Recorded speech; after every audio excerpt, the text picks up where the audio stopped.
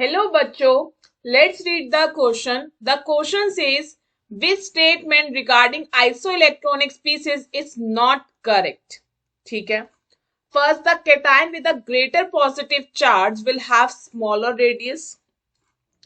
Second, the anion with a greater negative charge will have the larger radius. And C, the cation Mg2 plus will have a larger radius than that of cation plus. The anion F negative will have a smaller radius than that of anion O2 negative. बच्चा वो आपसे ये पूछ रहा है कि इसमें से कौन सी स्टेटमेंट इनकरेक्ट है रिगार्डिंग आइसोइलेक्ट्रॉनिक स्पीसीज के. ठीक है, तो आइसोइलेक्ट्रॉनिक स्पीसीज यही है कि आपको क्या होता है, number of electron same contain करने वाली. और number of electron same contain कैसे होंगे, या तो वो न्यूट्रल होगा, न्यूट्रल होने के चांसेस बहुत कम है, या तो फिर क्या होगा, इलेक्ट्रॉन लूज होके होगा या इलेक्ट्रॉन गेन करके होगा, जब नंबर ऑफ इलेक्ट्रॉन सेम कर पाएंगे कुछ स्पीसीज एक साथ. ठीक है, तो सबसे पहले हमें ये देखना है first statement, second statement, third statement and fourth statement से कौन सा इनकरेक्ट है. तो बच्चा इस क्वेश्चन का जो की कॉन्सेप्ट है, इस क्वेश्चन का की कॉन्सेप्ट है कैटायन एंड एनायन. बच्चा कैटायन क्या होता है, जब एक न्यूट्रल एटम अपना इलेक्ट्रॉन लूज कर देता है, ठीक है, और उसमें पॉजिटिव चार्ज आ जाए, उसको हम कैटायन कहते हैं. और जब कभी एक न्यूट्रल एटम इलेक्ट्रॉन गेन कर देता है और उसमें नेगेटिव चार्ज आता है, उसे एनायन कहते हैं. ये पॉजिटिव और नेगेटिव चार्ज कैसे आता है, जब कोई हमें पता है कि एक न्यूट्रल एटम में नंबर ऑफ प्रोटॉन और नंबर ऑफ इलेक्ट्रॉन हमेशा क्या होते हैं, सेम. अगर मान लो किसी ने अपने इलेक्ट्रॉन लूज कर दिए तो नंबर ऑफ इलेक्ट्रॉन क्या हो जाएंगे, कम, और नंबर ऑफ प्रोटॉन क्या हो जाएंगे, सेम ही रहेंगे, तो पॉजिटिव चार्ज बढ़ जाएगा. पर इसी तरह जब एनायन के केस में, जब हमारे पास हमें पता है न्यूट्रल एटम में नंबर ऑफ प्रोटॉन और नंबर ऑफ इलेक्ट्रॉन क्या रहते हैं, सेम, पर वो और इलेक्ट्रॉन ले रहा मीन्स नेगेटिव चार्ज ले रहा था, इसलिए उसके ऊपर क्या आ जाता है, नेगेटिव चार्ज, तो वो क्या बन जाता है, एनायन. ठीक है, क्लियर. अब हम एक्सप्लेनेशन की ओर चलते हैं.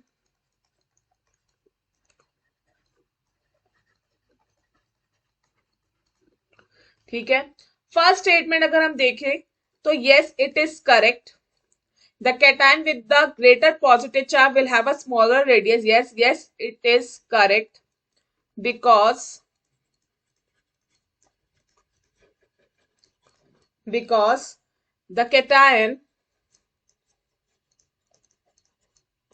with the greater positive charge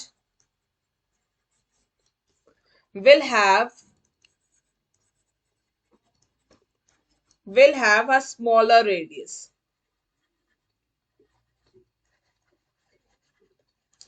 Will have a smaller radius. It is, yes, it is correct. ये सही है, बट क्यों, cation is formed by loss of electron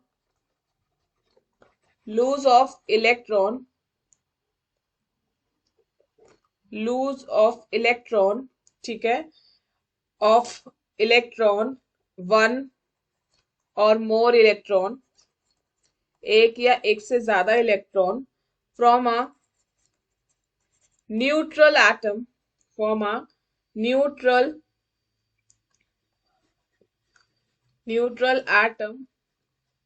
ठीक है बच्चे, ये इलेक्ट्रॉन का सिंबल होता है ई नेगेटिव. ठीक है, ये इलेक्ट्रॉन का सिंबल होता है neutral atom.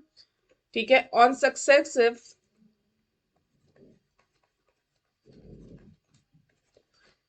Successive lose of one और मोर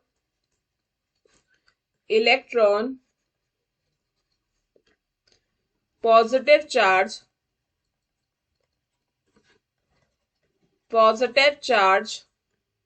increases.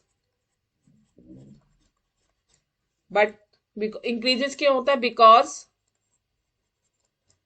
negative charge decreases.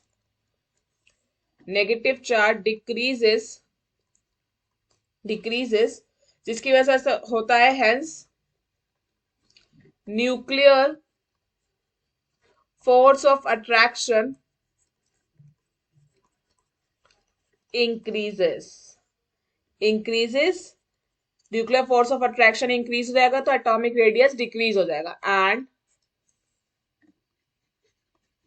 Atomic radius decreases. ठीक है, तो फर्स्ट स्टेटमेंट तो हमारी करेक्ट है, हमें बी स्टेटमेंट के बारे में सोचना है। Second statement, then ion with a greater negative charge will have a larger radius, yet it is a correct also. कैसे?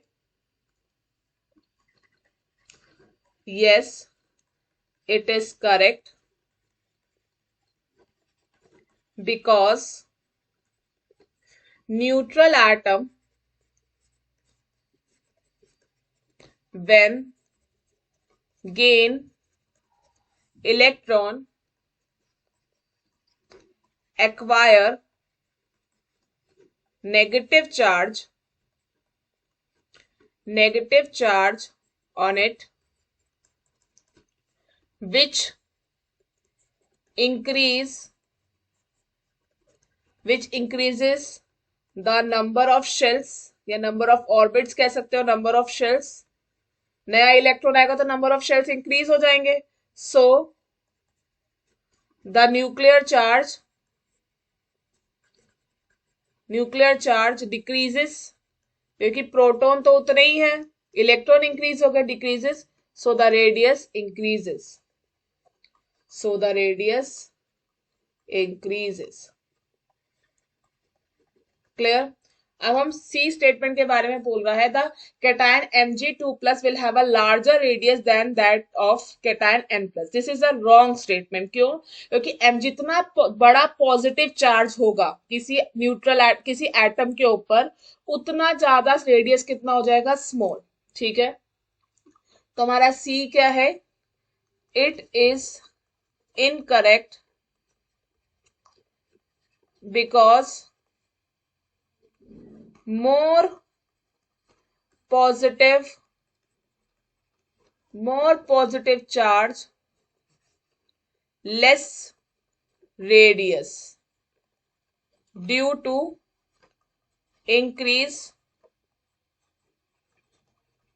increases more nuclear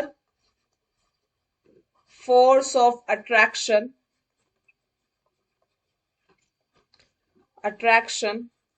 which decreases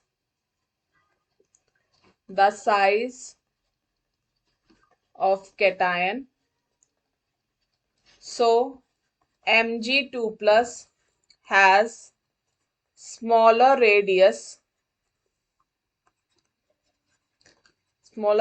than Na+। Clear? अब D में क्या आ रहा है? The anion F negative will have a smaller radius than that of anion, that is correct because yes, it is correct because more negative charge, more increase size of an atom due to decreases effective nuclear forces। ठीक है, तुम्हारा incorrect statement कौन सा हो गया? सी। Hence, the correct option is C. I hope you understand. Best of luck.